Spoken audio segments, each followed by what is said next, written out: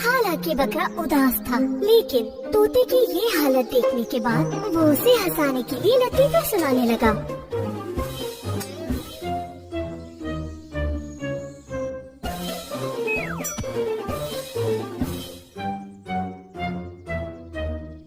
आखिरकार उदास तोता जोर जोर से हंसने लगा।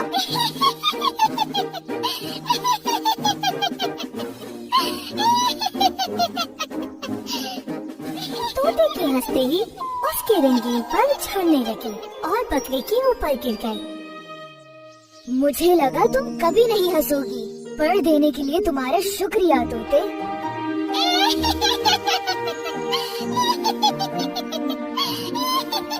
जब उदास तोता जोर जोर से बहुत सालों के बाद हंस रहा था, तो बकरा कोयल जबल की तरफ रवाना हो गया।